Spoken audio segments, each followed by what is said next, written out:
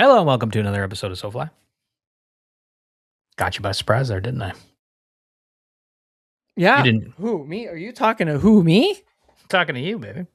Wow. I just kicked it off with a, hey, how's you doing? My name is Mitch and this is Aldo. How's everybody doing? Got another episode for you. Oh, Mitch, you're so dark over there. I can barely see you. Whoa, there she goes. There you are. Yeah, it's nighttime here and we're recording the intro outro for this podcast, which is going to be an awesome episode with, man, we got some shows banked, brother. Yeah. Yeah. Thank God we did, because I am busy, buddy. Wow. Yeah. And so are you. So, Yeah, it's great. Well, this episode's going to be with Jim and John from the Alberta Trout Trust. Remember that? Remember when we talked to them? Man, when did we talk to them? 2 years ago? I don't even remember when we recorded this. That. Yeah, we recorded this episode funny, a little bit back in the winter with Jim and John. Fabulous fellas. We've had Jim on before, but this is the first time we talked to Jean, and it was a good chat. It was a good chat. Yeah, the Trout Trust. Yeah, Amber, our good friend Amber, messaged us about this a long time ago, because she's of course involved with the Trout Trust out in Alberta, and she was like, "Hey, it'd be awesome if you had these guys on the show to talk about the organization and what we're trying to do and the fish we're trying to save out west." And we were like, "Well, yeah." Yeah, it was a fun chat. It was a good episode. So we're going to be playing that for you today. And before we get into that, what's going on? We got some stuff going on, right? Yes, this is welcome to the community calendar, brought to you by Yeti. Yeti's community calendar. We should make like a little song or something to introduce this. It's like you think Graham would like that? Like, yeah. What would that even sound like? I don't know. Yeti community time with it's the Yeti calendar. And so fly. Hey, baby. Yeti presents the community calendar. So what is going on? That's pretty funny. Well, the first things first is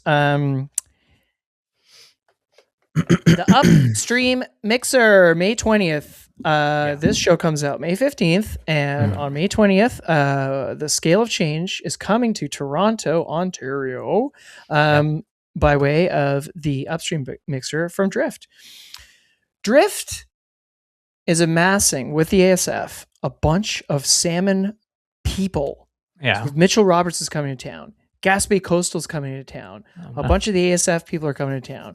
And it's all going to be at Reed's Distillery in the east end of Toronto. Yeah. And what the Upstream Mixer is learning about how you can fish for and save the Atlantic salmon. And you're going to get, there's food and drink. And I'm going to be there to hang out. And we're showing Scale of Change movies. That sounds like a pretty sweet event. Oh, it's going to be. Remind me, where is it again? Reed's Distillery. Reed's Distillery. On the east end. Okay. Excellent. Which will be. And that's on what day again? May 20th? Yes, this is on May 20th. And where can people get the tickets? driftoutfitters.com. Yeah, it sounds like it's going to be a cool one. I had some people in Ottawa at the last thing we did here, screening Scale of Change at the Patagonia Auto Store. And some people were asking, are you going to the Mixer? It's the talk of the town. So you're not going to want to miss that event. No, definitely not. It's going to be a good friggin' time. Absolutely. Yeah, it's going to be a good time. I'm just looking what kind of other stuff is going on. No, that's the biggest thing in May. To be honest, the very next day, I'm flying to Alberta, to Calgary, to the Yeti store with Graham from Yeti for the Scale of Change in Calgary. So if you're in Calgary, it's at the Yeti store. I just said that. Oh, I thought you just said with Yeti. So it's at the Yeti store in Calgary. Yeah, there's a flagship store in Calgary. Isn't that crazy? Oh my God. Yeah, I'm going to be in Calgary for one night only with Graham. Okay. Yeah. So come on down to that. That's May 21st. Yep, that's right. At 4:20 p.m., right? Is that when people can catch it? 4:20? You crazy bastard. I don't know. Scale of Change at the Yeti store in Calgary. That's going to be fun. Yeah, that's going to be super fun. What's going on in Ottawa? Well, the Fly Fish Society is gearing up for the spring and summer. And of course, they've got some very fun action-packed activities for you. Check out the outoflyfishsociety.ca to see their stuff. But June 7th and 14th, they're doing some intermediate casting with Jeff Jackson. We know Jeff. We went fishing with him once. And we had him on the show. We had him on the show. So yeah, if you're part of the Auto Fly Fishers, you can attend that. But otherwise, there's no real events coming up. I don't think we're doing anything in the anytime soon. But always keep your eyes on the calendar because you never know just what might happen. No, we've just been part of other people's events. This whole Scale of Change Palm Fifth Festival has just been awesome to be a part of. It really has been. Yeah. Okay, well, why don't we pop over to the interview with Jim and John, and then after that we can talk about talk shop. The Trout Trust. Right after these words.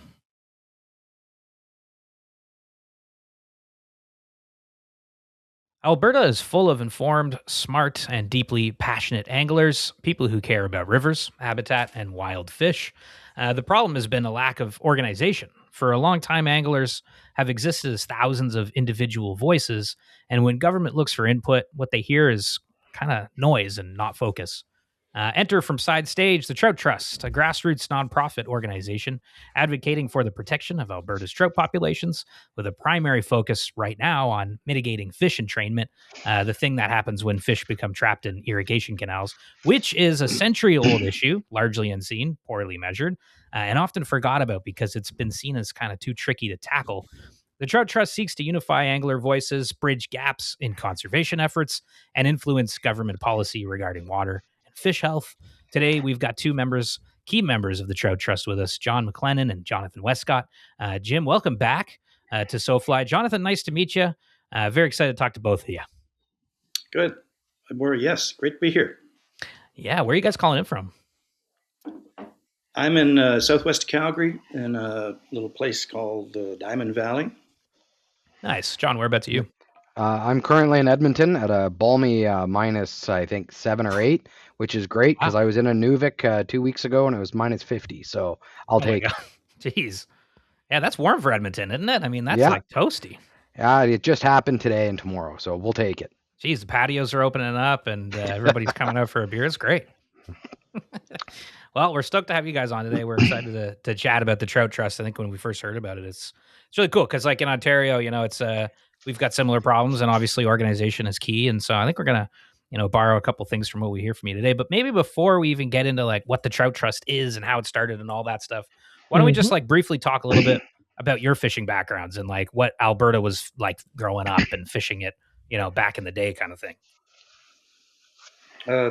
Sure. Well, let's see. I started my fishing. I actually grew up in Edmonton, too, and started my fishing in Jasper National Park, which is where we spent my family, my mom and dad, and I spent summers. There are good portions of summers there, and that's where I first started any kind of fishing, and where I also started fly fishing. Yeah. And then I when I was in university, I started guiding fly fishers on the Bow. In the very early days of that business, I probably started maybe in about 1975, maybe. Wow. And then did that till about 1982, and then I, with some other guys, started the first fly fishing store in Calgary, and I did that for 18 years, and it stopped guiding myself then because it's really hard to do both. And then I worked for Orvis for just under 5 years as a sales rep, and I think that takes me to 2004 when I stopped doing that. And my wife Linda and I decided that we were going to see if we could kind of almost make a living by teaching fly fishing. So we've really done that since 2004, and I'm pretty much retired from that. Linda's still doing a bit of it, and so I do that, and I do some writing, magazine articles and some books and stuff, and just sort of scuffle along. I guess I've been involved either as a passion or an occupation since I was about when I started fly fishing I was about 12, I guess. Wow, no way, that's wild. And back then there was like no trout problems, right? Like there was no problems to address. Fishing was perfect. Yeah, I guess that was it. I think that's called what is the thing? Ignorance is bliss, sort of thing. Yeah, that's a good way to put it. John, how about you? Like, how'd you get into fishing and what was it like, back then? Yeah, I grew up in southern Alberta in Lethbridge, and had a place in just the southeastern corner of BC. And so, that's a real hot trout area through that area, out in Jim's neck of the woods down there south of Calgary and through the Crow's Nest River and the Elk tributaries and things like that. So ever since I was, in junior high, joined the fly tying club. I was a real winner. And, back Nice. then, one of the guest speakers, was Jack Dennis, who came in and did a presentation for either the Hook and Hackle or the Fish and Wildlife Club down there at one of his very first book releases. And they had some fundraising down there. And my dad, sort of introduced me to it. And so I took it up quite early on. I still have my fly tying kit from junior high, and I currently use it as my travel kit. That's cool. Made it on the old table saw. Have the little drawers in there and all the rest of it. That's amazing. Every now and then you find something that you didn't realize you had. So when I opened that up, pulled out a little bauble container of flies to be stripped, from back in like 1985. I was 10 or 11 years old, and you couldn't even tie a green halfback, the right way. Hackle was a thing that you were still struggling with. So I kept hiking in and out of the Crow's Nest River in that area with my friends, took up some lake fishing down there as well, across the border, every now and then into Bab, Montana and whatnot, and then headed south. And I just got the bug for it. And so since then, I took a few years off when I went back to school, and I was running my own business as a car electrician, if you will, and sort of the back end of what would be Future Shop and A&B Sound, installing car stereos and whatnot. And once you could drive and you could put a boat behind it with a wakeboard and some water skis, fishing kind of took a back seat for a little while.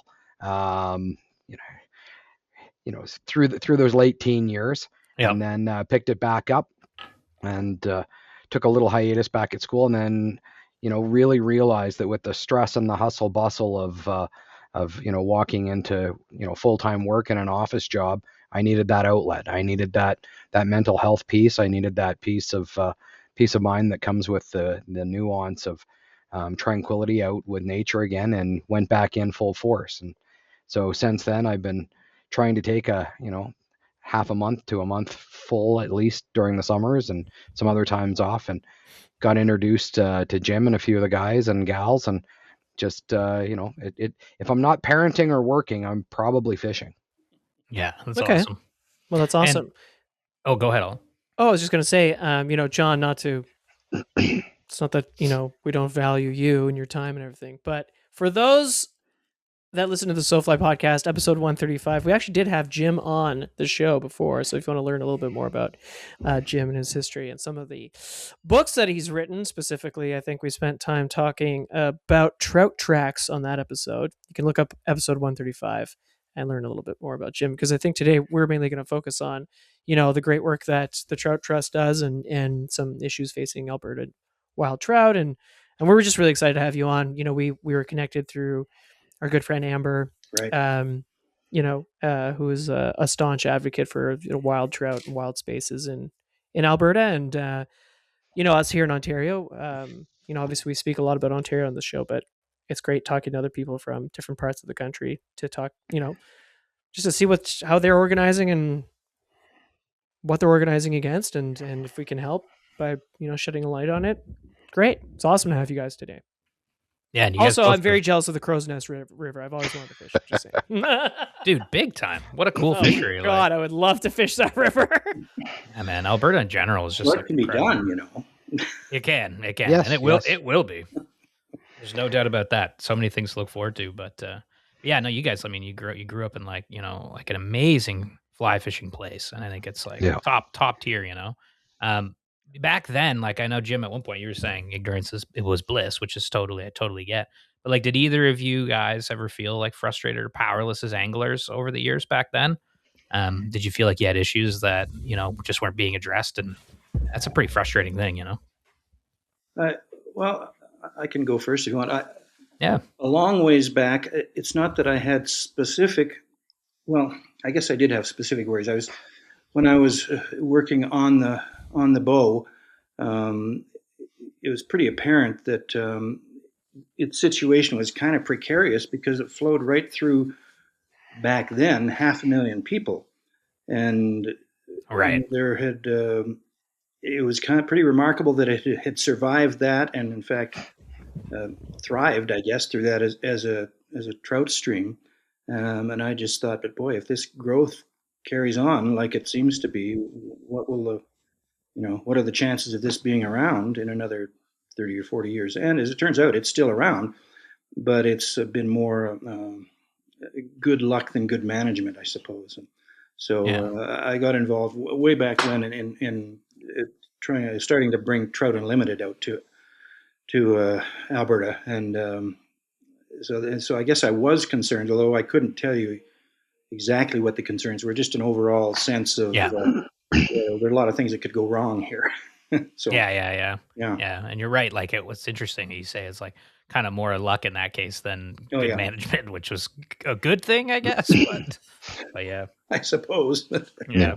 Good luck's better. John, what about you? Like, I mean, I was young enough and focused on just trying to catch fish and trying to move that through. But one of the things that I've seen, now that I've gotten back into it after a small hiatus was, and a lot of my fishing time being in that southern region, especially on the Elk River and in the lakes around there, is just the effects of some of the other activities, industrial and other activities, the selenium issues that the mining sector has, and a few of those. And so I don't think the awareness was there, and if it was, it really wasn't brought to the forefront of public attention like it is now. And so with the development of social media, with the and better advocacy from some of the farmers and other individual groups in the area, these are now becoming important issues that sort of everybody knew about but really didn't talk about, and it was tough to get out. And when it comes to politics, being the squeaky wheel sometimes is an important part of the equation. And so the ability to gather, the ability to come together with that information and conglomerate into something that had some meaningful weight behind it. That's really, I think, the primary development I've seen in the last decade. Yeah. So how did the Trout Trust come to be? Like, who began this undertaking? Well, it started. I'll give you the Reader's Digest version. At least this is how it started for me. About 3 years ago, the Alberta government identified a decline in the trout population in the Bow, in the real popular area of the Bow, which is in and downstream of Calgary, and they identified the things that might be causing this as being unstable water levels caused mostly by a number of power dams upstream as one factor. Another one was catch and release angling mortality, and the third one was entrainment of fish in irrigation canals, which means fish that are free to move into the irrigation canals when there's water in the canals, and when the water's turned off, they die. And we'll talk about this a lot more later on. Anyway, they identified those three main what they called stressors on the population in the Bow. The only one they made any mention of trying to address was the catch and release angling mortality, and they were sort of floated some, I guess, trial balloons about maybe closing the river for a few years to fishing, maybe really restricting the seasons, maybe restricting the angling methods, maybe restricting the angling numbers of anglers as a way to address one of these three stressors. And I don't remember the early conversations, but it was with several people. Nada Raymond, who has kind of been the main driving force before our group. Nada and I and Gary Hankey in Edmonton may be the ones who started it, and just felt the same way that, going after the people who fish the river should not be the first step, but should be a last resort. And there's kind of a common belief in that the river, it needs people fishing it, because those are the people who are going to watch it watch over it, advocate for it, and try and protect it. So that's where it started. And then fairly shortly after that, we got John involved, and we got Dave Eaton involved, and now we've got Amber involved. You just mentioned, and so there's a small but pretty committed group, I would say. And I would say, yeah. We started the group not just to address this entrainment thing, but it's kind of the first on the menu. Of course. Understood. When did the Trout Trust form? So that would have been about a year and a half ago, I think. Hey, Jim, about that? I guess. I mean, we were talking and stuff. I don't know when we got firmly established as an actual... I can find out when the formal date was. I'd say it's just over a year ago. Sure, and part of that is, when I had been speaking with Gary, Hankey, and a few others, and I said, hey, I had a meeting with some people in government, and I asked who's on their consultation team, who are the stakeholders they talk to about regulatory changes or things like that, what's coming down the pipe. And of course they have their own internal experts and whatnot. And it came to my attention, under a previous minister and a few others, because my day-to-day job, half of it is running a government relations firm. So these are questions, we all get a pro bono file or a free file to run, and this one's mine because it's a passion.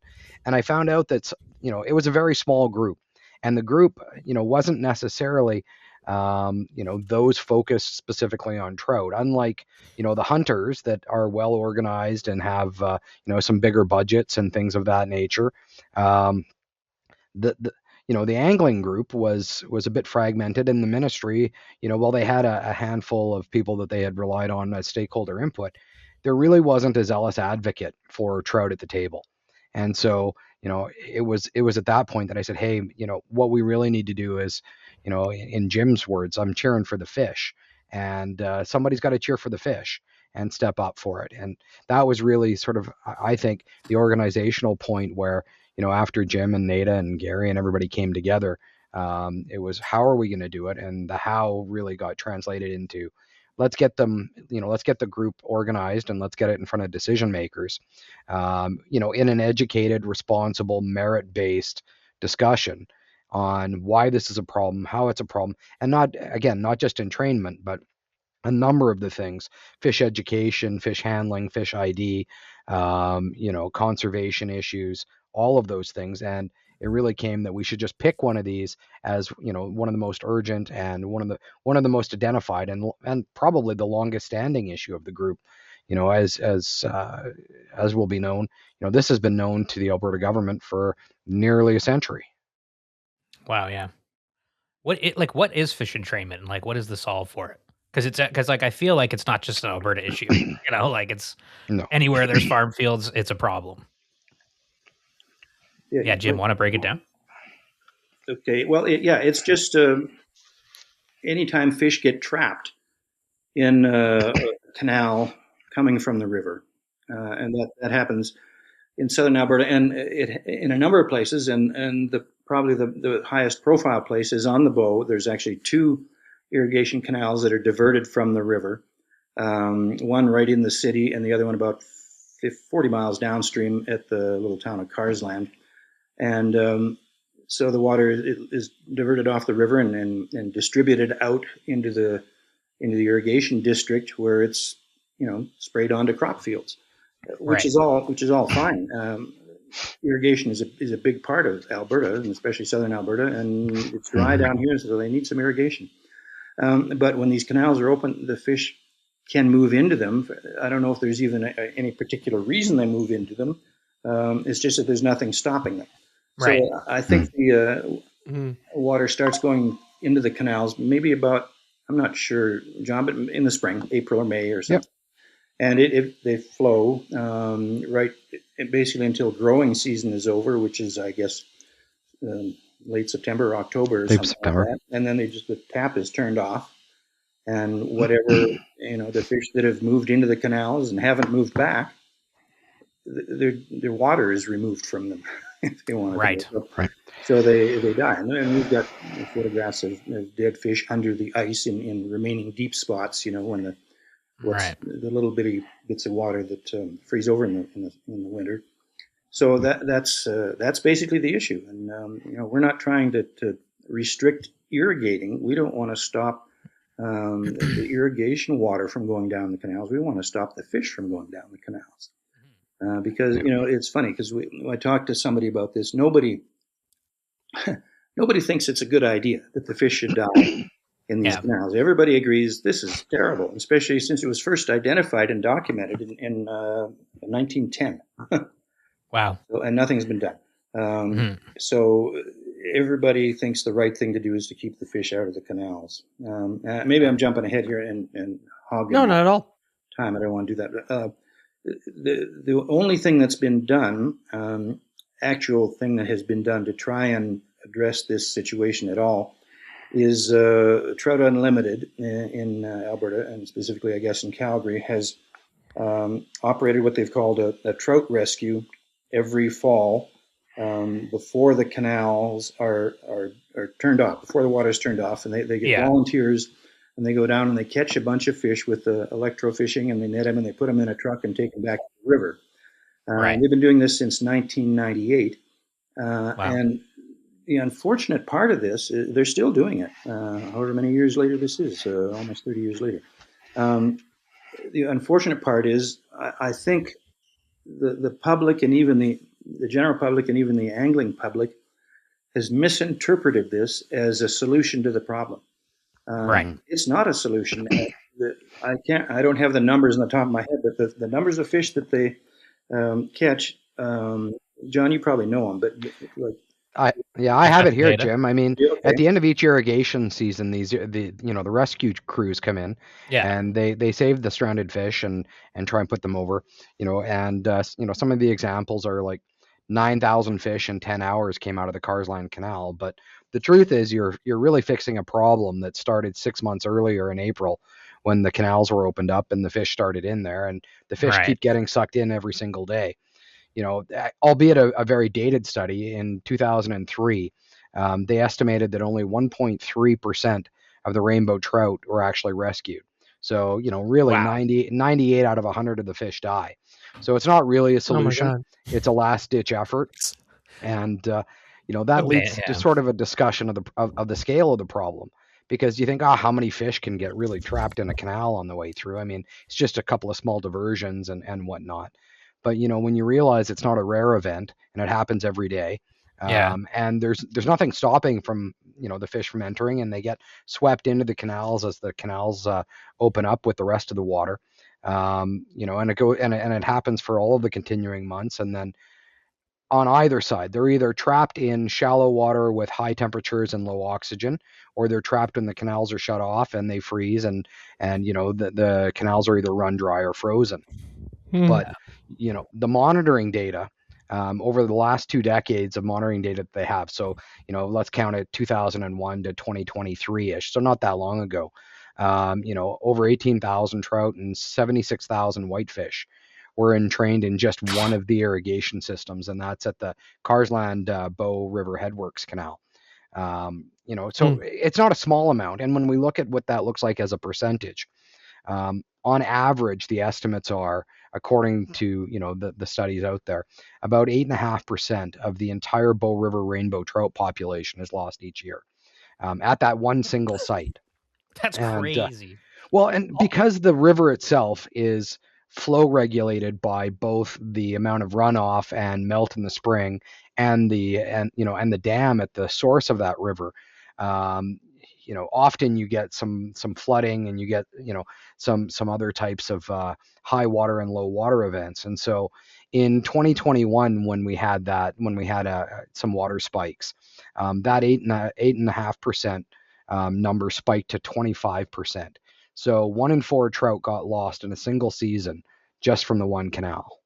Oh my God. It's kind of wild, right? Because if someone was poaching the rivers and taking that many fish, it'd be a huge issue, but because it's happening this way, it's sort of like gets forgotten and lost, but it's like, that's a big impact on an ecosystem. Yeah, it really is. And I mean, we all like to trout fish, and of course, being the Trout Trust, it's a trout advocacy group, but we shouldn't forget about Heath's favorite mountain whitefish here, my fishing partner. Yeah. They're more vulnerable, and easier to catch, but about a third of their population may get washed out because they get trapped along the bottom, on the way through. Yeah, that's wild. They're more vulnerable that way. And a lot of people, well, not a lot, but some people will say, well, but so this has been going on since 1910, and the river has really done pretty well all the way through that time. It was, one of the best trout streams in the world, like not that 10 or 20 years ago. Yep. Why is it a problem now? And the answer to that is because all the other things that impact the river are increasing in their severity. Water temperature, climate change, and water use, and whatever is going on in the insect world that seems to be reducing bug hatches. I mean, there is no good news anywhere about what's going on in our trout streams, I don't think, or there's very little. And so it's all these other things are increasing, and the only way one of the best ways to mitigate that is to keep the dang fish in the river. For sure. Well, and it matters to the whole river. I mean, it throws off the balance of the river ecosystem. Fewer fish mean fewer insects, mean fewer birds, poorer water quality. All of those things are daisy chained throughout the ecosystem. It hits the local economy. I mean, there's no doubt that those economies in Calgary and southern Alberta, there's a lot that rely on sport fishing and ecotourism down in those areas as well. And so, it impacts right at the bottom line for those, small business owners and, Albertans that have invested in the in the sport fishing industry. And since the young fish get swept in easier usually, and in greater volumes, you're really losing the next generation of trout before they even have a chance to spawn or continue in the river. Especially when that river is a natural, river and it's not a stocked river. Yeah. Right. So I'm going to ask a stupid question out of pure ignorance. Why not just put a weapon up? How does the water get diverted into these irrigation canals, and why not just put a fine mesh strainer over it, like me straining pasta? Well, that's meant to be an intentional. Imagine question. Jim and John are like, they're just like, oh my god, that's a good idea. We should have consulted the Italians years ago. Yeah, the Italians had the answer. That's right. Yeah, forget this whole episode. We don't need it anymore. Shutting down the organization. Now, screens are not practical because this is it's a big river and it's a big canal. Yeah, because in my head, sorry, Jim, in my head, I'm picturing there's the river, and then there's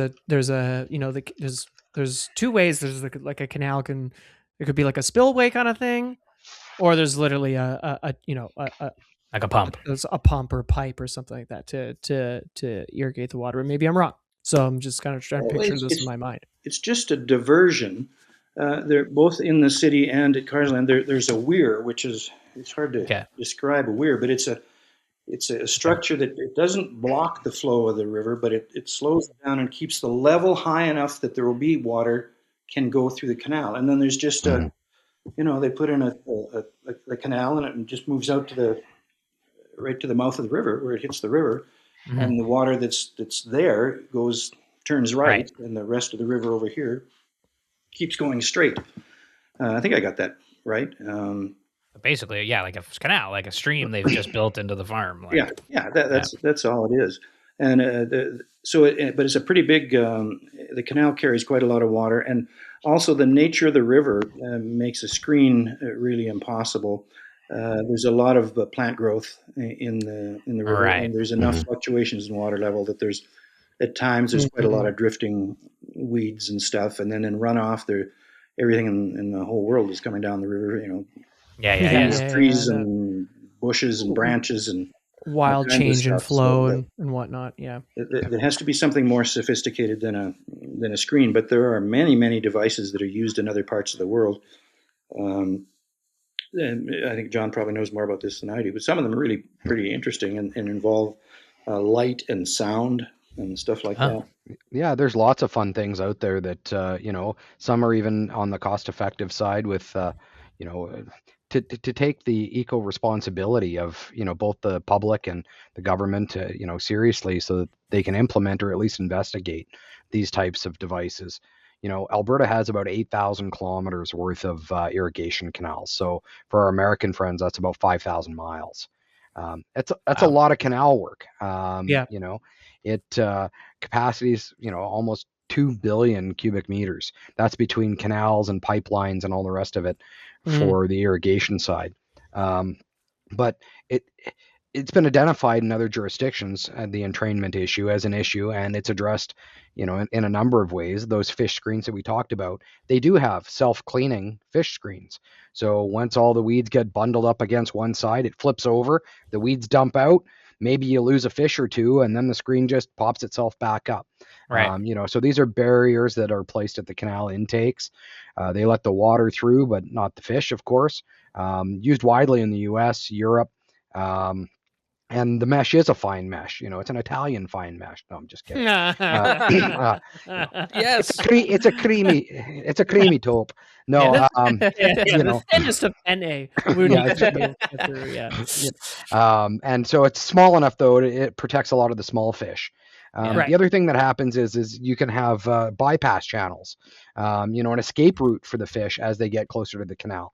So instead of getting sucked into the canal from the movement of the water, there's a bypass and they're redirected into a safer channel that returns them back to the river. Again, especially for smaller canals and other areas, it's a very effective, recovery or recapture program before they get into the canal. There's some really good science out there right now that's coming out on behavioral deterrence. And I really like these ideas because these are ones that, fish can respond naturally to some of the signals that are given to them. So these would be things like lights or a bubble curtain that's inserted in the canal, or sound, or even a dummy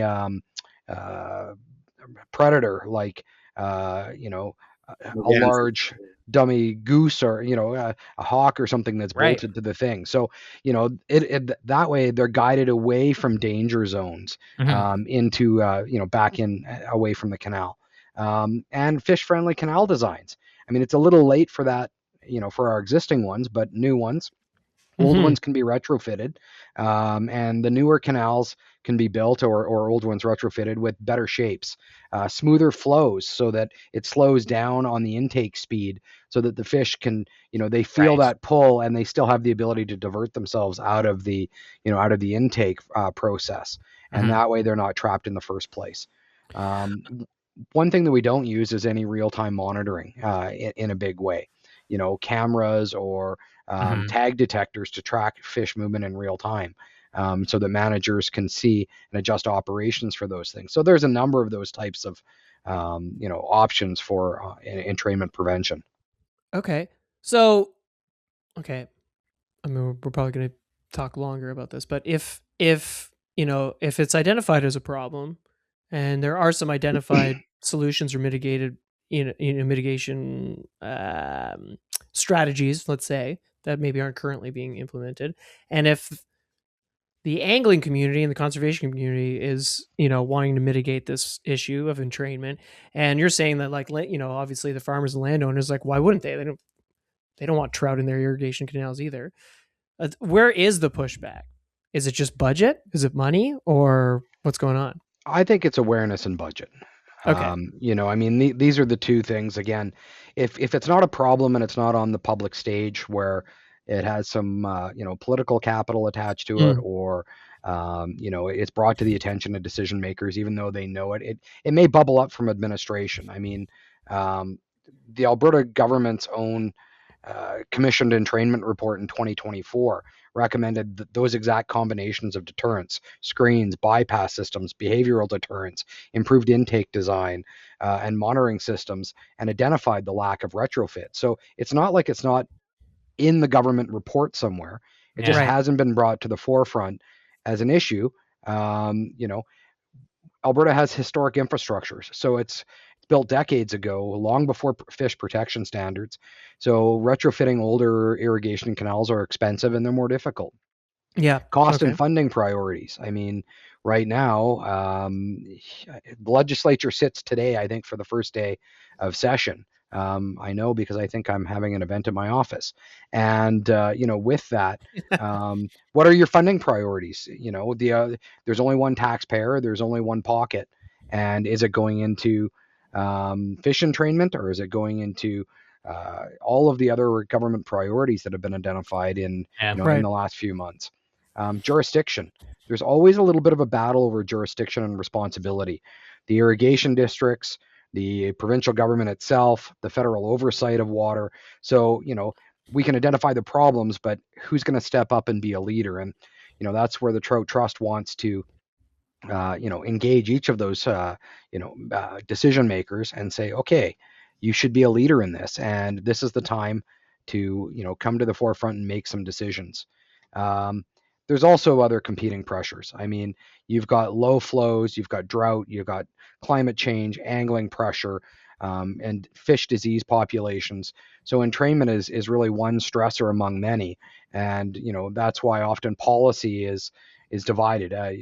Alberta just announced that they're looking for some new fish and wildlife officers to help with invasive species. And canine identification of invasive species like mussels. That was put out on the web yesterday or today. So there are other priorities for the government, and is entrainment really should it be number one, or where does it fit? Right. And incremental policy change. I mean, it's been 100 years, I get it, but it hasn't been a priority. And this 2024 report is really the first strongest acknowledgement that it needs that what is required is a coordinated strategy to mitigate. Yeah, I mean, it's, you've got a very realistic way of looking at this problem and solution. I wonder, it almost feels like an impossible one to solve in a way, because there's so many other issues and stuff kind of in the way of, like you're saying, entrainment's not necessarily the number one priority. What is the actual solution? Do you guys have, ideas on well, maybe, because infrastructure is difficult to influence, to your point, and going back and fixing old canals and all of this stuff. I mean, what is the solution to this? Well, we've got to get them to acknowledge the problem and agree that it is solvable, and that it just needs to be solved, and perhaps with small steps. Incremental and I know change. That we have had some fairly preliminary discussions in the Trout Trust about if we could raise money to do a bit of a pilot project somewhere, in a smaller irrigation canal, and show some results. I think that's where it's got to start. John, jump in. Yeah, I think that's exactly right. I mean, the big one is just making sure that it remains a priority, because it is one of the top priorities, and it's a solvable one. And I think that's what's often overlooked. Right. Dealing with climate change, dealing with whirling disease, some of these other ones. Sure, those are difficult things to harness on a small scale, but a small pilot project, or reaching out, knowing that the government's own administration has already said it's an issue. Looking at that and just saying, okay, we're not here to blame anybody. This isn't about pointing fingers. It's about helping move a solution forward. And fish protection, agriculture, and irrigation, they can coexist. And that's why working together with irrigation districts, rural communities, sustainability groups, government decision makers for awareness, to pilot these solutions that protect the fish without disrupting water delivery is really a paramount focus. It's practical cooperation, and it shouldn't be any polarization. Everybody should not want fish in their irrigation canals, and it's just going to take one good pilot study to show the continued value and effectiveness of these. Yeah. Especially when most people don't understand the scale of loss of fish to the entrainment issue. I mean, that's the thing. What was mind-blowing for me at the introduction of this, because I was a big believer that our first project should have been fish education and training, fish handling, fish ID, things like that. And there's a lot of value in that. Or, Alberta still doesn't have a barbless hook legislation where, my friends in BC next door, barbless hooks, single hooks, things like that. Yeah. Easy things to put on the menu. And there's advocates for that out there, at least somewhat. But I wasn't fully aware until Jim and the group brought to me the scope and scale of, hey, on a real bad year, you could lose 15-20% of your trout to an entrainment issue. That's a lot. It's mind blowing. It's mind blowing. I mean, that's a great way of putting it. I think, judging by Mitch and I's reaction when you were going over percentages of fish loss, it's a significant amount. It's not, you lose a quarter of your fish population. Mm-hmm. That's wild. Yeah. I think, in a world-class fishery too. Like exactly. We're not just talking, this odd river where 90% of the water gets flowed out into irrigation canals. We're talking about one of the top fisheries in North America, if not globally. Yeah. I mean, it's, one of the most storied 100%. Rivers in Canada. But I think, if you've noted something that's interesting about, how we can fit back into talking about the Trout Trust is that, identification of this issue, coordinated voices and action to be, how does something stay top of mind? Sorry, just blocked my own face. How does something stay top of mind? I think you use the metaphor of the squeaky wheel, gets the grease. Well, it's good that, I think, sometimes getting to squeak means everybody's got to squeak together, That's right. And put some of those, of course, like you said, barbless hooks, fish handling, fish education. These are all important things, but all that's going to happen is voices are going to get lost. Let me just. I guess is when you form the Trout Trust, that was top of mind is forming the Trout Trust was unifying a voice for trout action, I guess, in Alberta. Yeah. Exactly. Because I find too in Ontario, there are so many little, if call them splinter cells, of people doing a lot of really good work, but it's like, well, this person's restoring habitat, or that person is, this group is advocating for barbless hooks. It gets lost sometimes. Yeah, I think the progress gets lost or stunted, I guess I should say. Yeah, and about being a squeaky wheel, I think one of our founders is a former. He used to sell. He worked for a pharmaceutical company selling drugs to doctors, and he said, "Yeah, you probably have before you get some success, you may have to approach them, or they may have to encounter you 7 times before." I think that's maybe like a sales. Yeah. Yep. And so the squeaky wheel's got to keep squeaking. Yeah. And I think the thing, in many ways, what we're trying to overcome is inertia. Yeah. The body at rest tends to stay at rest. Yeah. And it's easier to kind of not have anything happen than and I'm talking about, the decision makers in government. It's easier to say, yeah, that's a real problem. We'll have to try and look at that. Yeah. And that's what they've been saying for 100 years. Totally. And so the inertia is strong, and we've got to keep squeaking, and I guess we've got to get to be a louder squeak with more, more people. And that's why we want to, we're always pitching people to join the Trout Trust so we can say we represent a lot of people who feel this way instead of having just, 6 people in Calgary and Edmonton. I love what that. What motivates you personally from burning out on the subject? Yeah, because I think it's a good point. Like this notion of little wins, is key. But I think for a lot of people in fly fishing specifically, we get burnt out by caring because it's can be really frustrating. So what keeps you guys?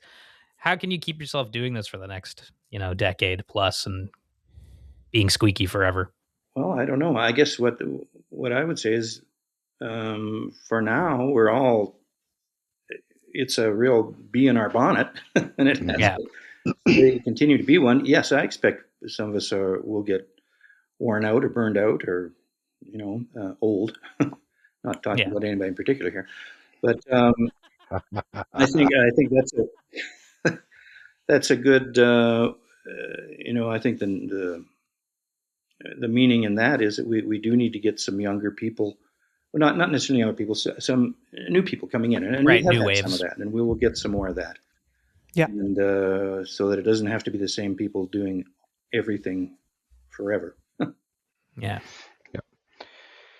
You know, and seeing some action. I mean, one of the things that I think keeps us going is, if you asked us a year ago, you know, where are you at? It's, well, we're collecting information, we're doing research, we're reaching out to community members and stakeholders for, parallel and lateral support or letters of support and things of that nature. If you ask, just a short year later, where are you guys at? Well, our membership is growing. Where we have casual interactions with decision makers. We're showing up at fly fish film festivals and spreading awareness. We're giving guest lectures and podcasts like this one that help educate listeners that entrainment is a serious issue and it needs to be treated like that. And so the sort of the follow up is always, well, that's great. How can I get involved and whatnot? And I can talk about that in a minute. But really, it's seeing a little bit of excitement in both decision makers. Yeah, we have that 2024 report. We've tasked administration with looking at things. Let's talk again in 6 months. And those 7 touches are important because you're educating administration and some of the people that execute the programs, working with fish biologists and water experts and things on both the private and the government side.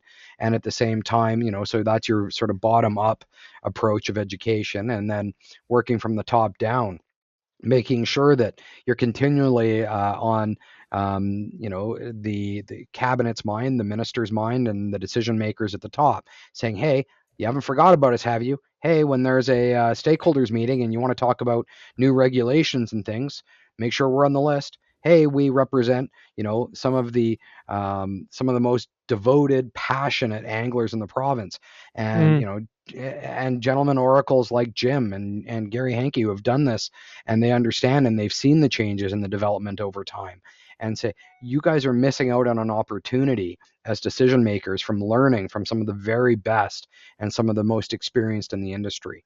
And so when you start to see them say, okay, yeah, I think we, you guys should be at the table. Your membership's grown. You've got a good message. You want to be constructive partners, and not just throw spaghetti and see what sticks, or be the bee in the bonnet. You really want to get down to brass tacks and make change, and work with people, work with those other stakeholder groups and irrigation districts and things. That really drives us, I think, to just keep on keeping on. That's cool. Yeah, no, you guys seem like you're. Oh, go ahead, Jim. I would just say one of the things that I mean, comparing where we were a year ago from where we are now, everything that John said, and we have completed. It took us about almost 3 years, but we've got a short film that is now complete about entrainment, and it explains it, the whole history of it, and that when we show that to people, it's only been shown a couple times so far. It'll shortly be on the Trout Trust website and also on social media. But right now, it's being shown at a couple of the film festivals out here, the fly fishing film festivals. Yep. The reaction from people is good, because this issue is still not nearly known well enough. There's a lot of people who saw our film in Calgary a couple of weeks ago, and you can tell by the way they react and what they say that they didn't know this was going on, and you should hear the oohs and ahs that come over the audience when we get to the part where we say this issue was documented in 1910. Yeah, people are going, "Whoa, what? Yeah, really?" And that's the reaction we want, and then we want them to talk to their MLAs and hopefully join the Trout Trust and help us get a bigger, stronger voice, because nobody thinks this is okay. Totally, yeah, man. I mean, yeah, there's really 5 ways, and I'm sure there's more, but listeners can help support the trust. I mean, and these are practical ways that really make a difference. Stay informed, watch the video, go to our website, look at our printed materials, and share that information with other anglers. Follow the Trout Trust on social media, read the government reports, share accurate information about entrainment with the network and your network. public awareness drives policy change overall. And, that is a really big thing. If it's not an issue, it's not an issue that's going to drive policy change. Yeah. The second one is, engage elected representatives. And whether it's Alberta and we're talking about entrainment, or back home for you guys, or anywhere, reach out to your elected officials.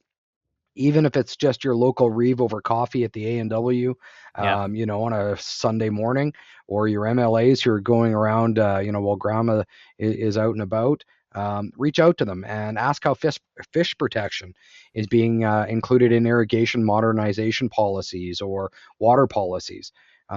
Respectful, informed communication matters. And, that's a really big part of it. I think third, support modernization that includes fish protection. So when we're talking about irrigation and irrigation infrastructure and funding, all of this funding is publicly disclosed, and there's an opportunity at that point to advocate for fish screens and monitoring be part of those packages, not as an afterthought or a retrofit. So when we start to read in new budgets, we have a budget coming out this week in Alberta, anything having to do with irrigation and infrastructure or funding, you can bet that the Trout Trust will be writing a letter to the minister saying, hey, did you think about screens? Did you think about, entrainment restrictive issues? I guess fourth, you can volunteer or partner with us. If, you can participate in community events, educational outreach, collaborative initiatives that promote watershed stewardship. And if you are the president of another fish or angling association or organization or environmental group, let us know, especially if you're in the Alberta area, or if you've seen or experienced these types of issues, reach out to us. And you can do that through the website, thetrouttrust.com, and connect with us, because there is strength in numbers, and there is, we don't think, we're not as arrogant to think that we know all of the solutions. And if there's other things out there, we want to know about it, and we want to be able to partner up with those other organizations. And as Jim said, the last one is probably, become a member of the Trout Trust. It's a wholly, $25 or $35. All of it gets spent on advocacy and administration work. There's no paychecks going out to anybody. Financial contributions help fund research, education, collaboration, that advocacy piece, and advocacy hopefully grounded in science. And so healthy rivers don't happen by accident. They happen when communities decide that they matter. And, getting and participating makes it matter. That's cool, man. Very, very awesome. Well, yeah, I mean, we have 5 more questions, and we're going to give them to John in a second. But before we do that, I had one idea. Could we put up a sign for the trout that says "Turn around"? What do you guys think? Aldo had the strainer idea. I got the sign idea. No good. But our banners actually, I think they say right now, "No way out." Okay, yeah, there you go. So, there you go. That could be like a PSA thing. Totally, little trout, ad campaign. That'd be awesome. Yeah, a little funny Tyler playing in the background. Totally. Yeah. What do we have here? Mitch, remember when we were growing up, we were spray painting? Oh yeah. You put fish. We painted fish on sewers. Oh, the Yellow Fish Road. Yeah, that was Trout. Yeah. That's a classic. Yeah. Yep. That's awesome. Okay, John. Jim, you've already answered these. So. Jim's done this. This is John's time to shine, because Jim. Cool. We had Jim on the show before. We asked him these 5 questions because we ask every guest these 5 questions. This looks like a problem. I'm feeling the pressure. I'm starting to sweat. Start sweating, because this is hard hitting stuff. Okay. I'll plan to heckle if that's all right. Yeah, you can heckle. We need you to heckle. We need you to heckling. Yeah. It's very important. I'm feeling it. Okay, here we go. First one, Mitchie's Fishies 5 for John is, if you could go fishing anywhere in the world right now, assuming it'd be like the best fishing of your life, where would you go and why?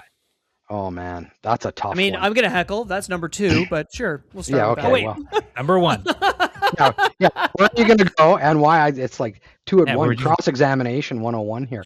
I haven't been to Patagonia, and it's on my bucket list. Yeah. And only because it looks incredible. I think it would be a fun vacation. It's about as far away from home as I could get. I love that. And that would probably be first. And it's because it is something new and exotic. On the other hand, it might be tied with heading back up to the Northern Arctic, which I'm going to do this summer, and go to Inuvik. Oh, amazing. And go, char and in canoe fishing up there.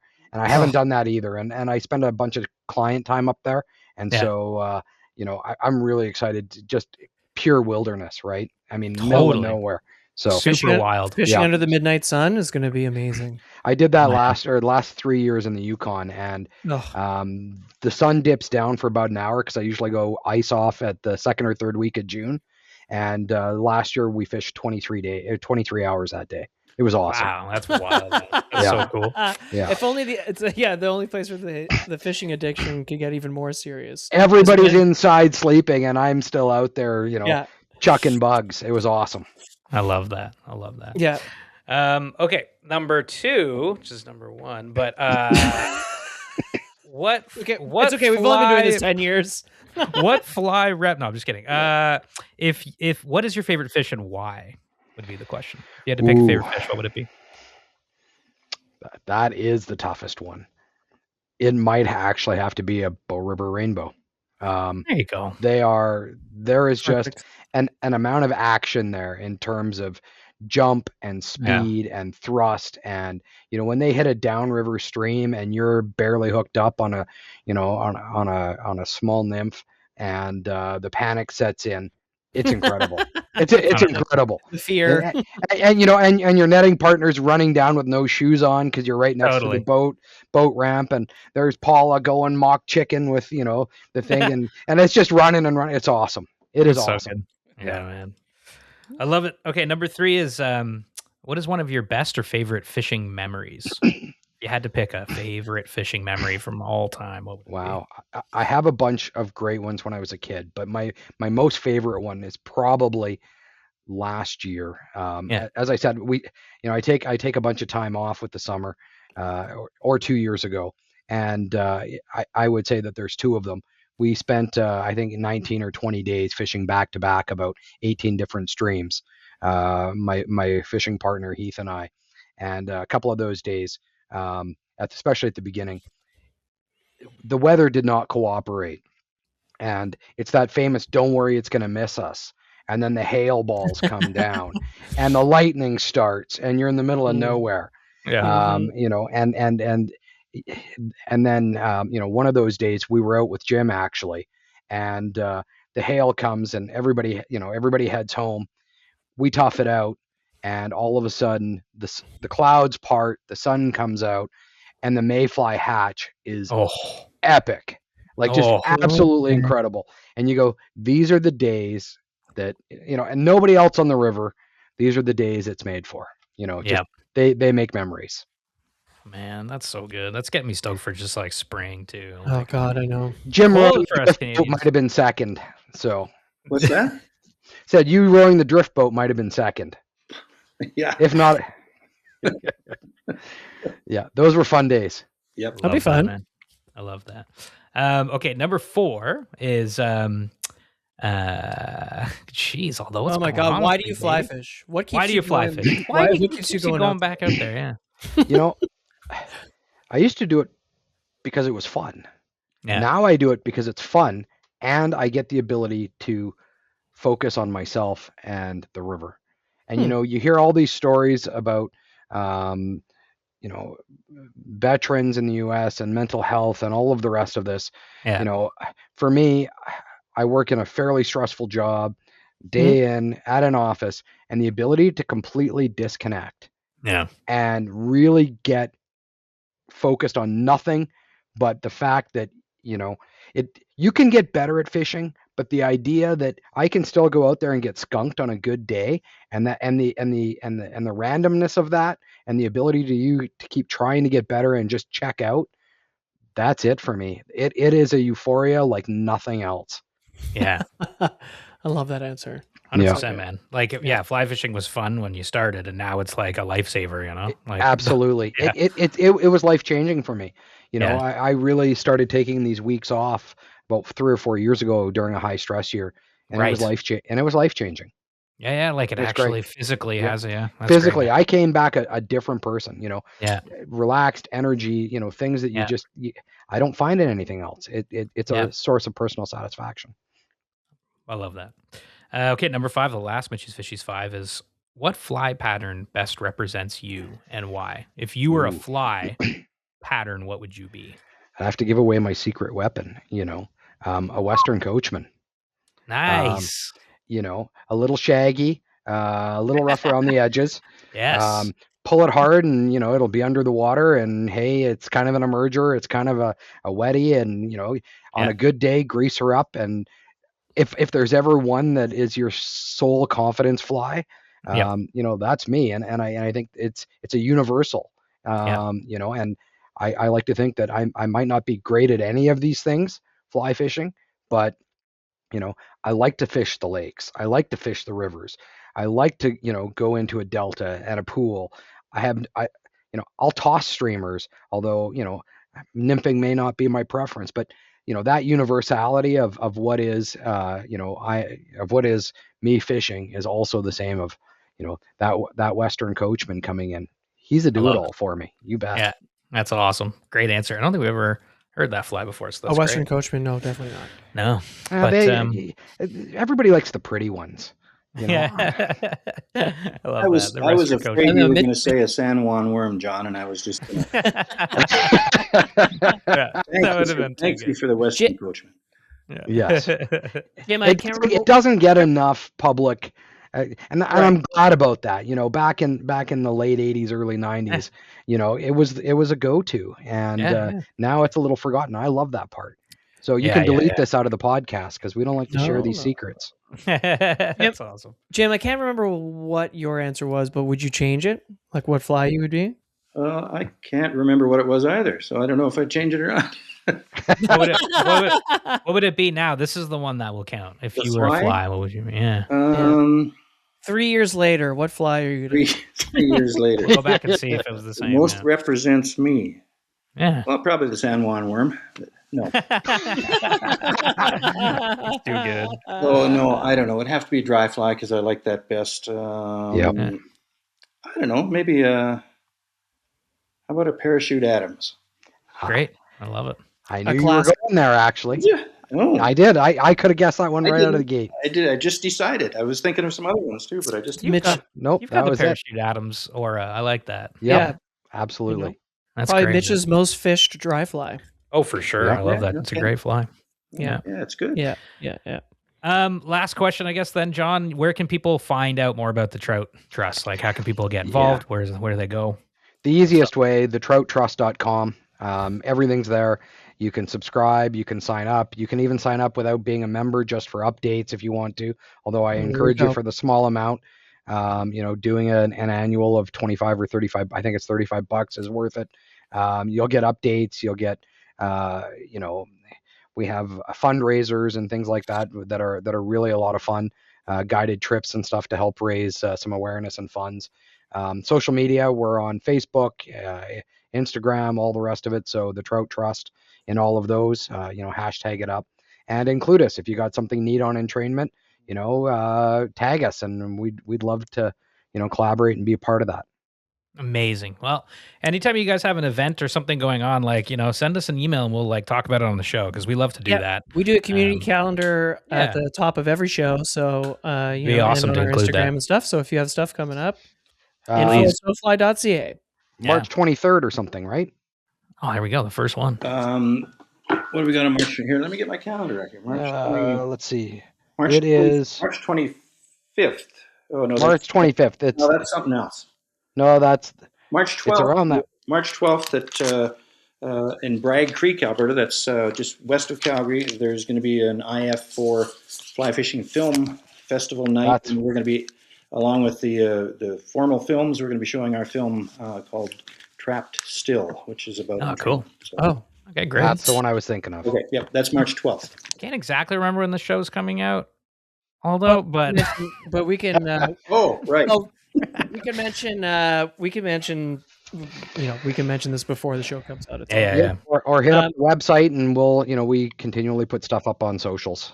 Love it. Yeah, great. Well, John, Jim, thank you guys so much for coming on the show, man. It's so awesome to chat and hear more about Trout Trust. Really appreciate your time. Well, we really thank you for giving us a forum to speak about this stuff. And you guys are doing a great job, and so you should keep it up. Oh, thank you, Jim. Really appreciate it.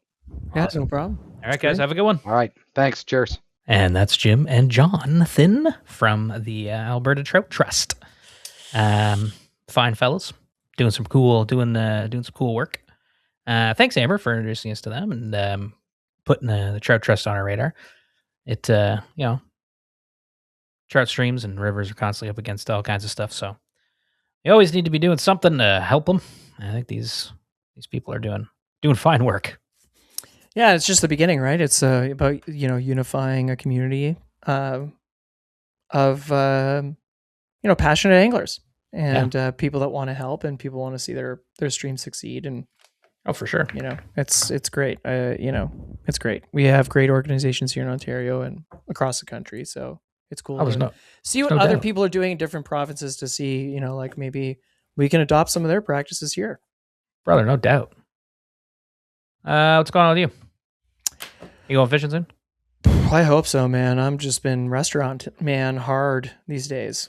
It's been chilly. I don't know what it's like down there. I mean, yeah, it's chilly. It's nice, but it's chilly. If we want to talk about a fishing report, I've been talking to Idis, of course, and all of my other spies. My many spies on the river. Spies of the water. People are catching fish.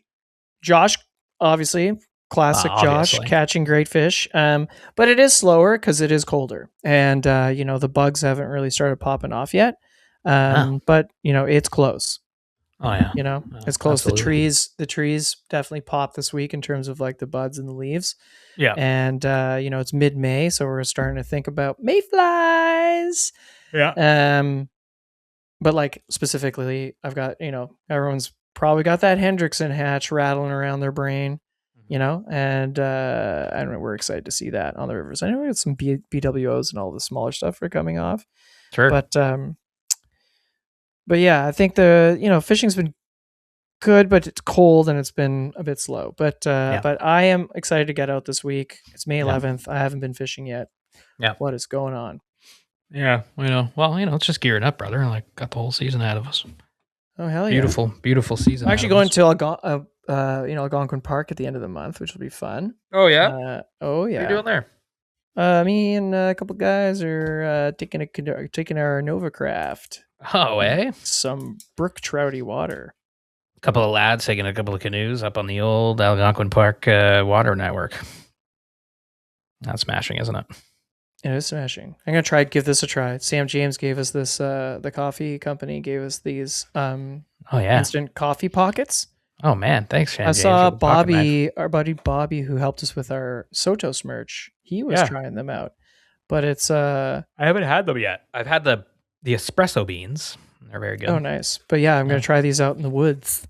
Oh yeah, that's a good idea. That's fun. Yeah, I'm gonna try these out in the woods. I'm putting my. Actually, I was messaging with Rachel Finn this morning. She messaged me out of the blue. Yeah. And I was talking to her about wet flies, swinging wet flies, and then we got in a whole conversation. She was sending me all these fly patterns for me to try. Fun. She's like, that's all I do on my days off if I'm not dry fly fishing. I was like, oh, just fishing wet flies, yeah. I was like, oh, sick. And Absolutely. I was like, oh, the dark Montreal is my favorite pattern. And then she's like, my favorite pattern is the Montreal whore. I was like, what? And she's like, I know. She's like, it's a fly. She's like, it's a fly. And she sent, it's actually a pretty cool fly. It's like, yeah, Mickey Finish, Gray Ghostian, like kind of if they met and had a strange baby. Yeah. It sounds like a pretty neat pattern, but it's buggy as hell. And she said, Rachel said it could be quite the hit on the river. So yeah, I'm stoked to get out there. Yeah. And tying some. How about you? Are you fishing? What are you doing? Yeah, I got to go to Florida tomorrow. So when I get back, I'll be fishing. I got some plans up my sleeve. Pike just opened here in the Ottawa area, and also in Quebec where I fish. So I'll be chasing some pike, and I'll be hitting up the Trout Lake and doing some stillwater fishing. Listen to that episode with Ian Troop again, just to dial in the stillwater skills. I'll be descending upon a rainbow trout lake and unleashing absolute hell and leaving no fish unturned. Firing up the kayaks? Oh yeah, for sure. Oh, I have something for it. I have to send you. You got a lot of mail, but really? Oh yeah, I keep getting Steph's mail too. But actually we got some cookbooks from Hook A Oh, sick, rad. Yeah. The wild cuisine books. Yeah. Those look awesome. I'm stoked. I should send that to you so you could maybe make a recipe. Brother, yeah. Also, I think I have a reel that came in there that I'd if you could just deflect that. I might have to keep the reel. Come on now, if you could just ping that off your house and back my way, that'd be great. A little east. I don't know. I kind of maybe want that. Come on, don't start with me with that. Taking that reel. Yeah. It's the new classic trout from Reddington. Might just have to keep that one. Oh, come on, stop. No. God, I got something in my eye and it's sending me down an absolute hellhole. Yeah, have some of like your tax forms too. Like, I hope you don't get audited. Nah, you don't have to. You don't really got to. Living in your old apartment is hilarious. You don't really got to do that stuff. You can just throw it in the river. The Humber's right there. Just toss it in. No, don't do that. Yeah, man. I mean, yeah, send me some stuff. The book looks really cool. I know it just looks like a really neat book. We were talking about that last year at the Sportsman Show. Yeah, I'm stoked to get. Stoked to get back to adventuring. Absolutely, brother. Well, we'll be doing some things coming up soon in June as well. Me and you are going up north, aren't we? Hell yeah, we are. Super stoked for that. Yeah. Well. All right. Well, what do you think? Should we wrap up this doodad? 100%. I hope everybody liked the show. Again, thanks, Jim and John, not only for all the work you do, but for taking some time out of all that work you do to come on the show. And everybody in Alberta, like, I would check no matter where you are in Alberta. I know we talked a lot about the Bow River and stuff, but like, but no matter where you are in Alberta, they're trying to unify Alberta to save some trout, so check them out. Check Trout them Trust. out. Yeah, save the trout. Check them out. That's the slogan. So we'll put the links in the show notes and everything else too. But Alberta Trout Trust, the Trout Trust, check them out. Thanks everybody for listening. That's it for me, Mitch. All. Yeah, bye everybody. I love you.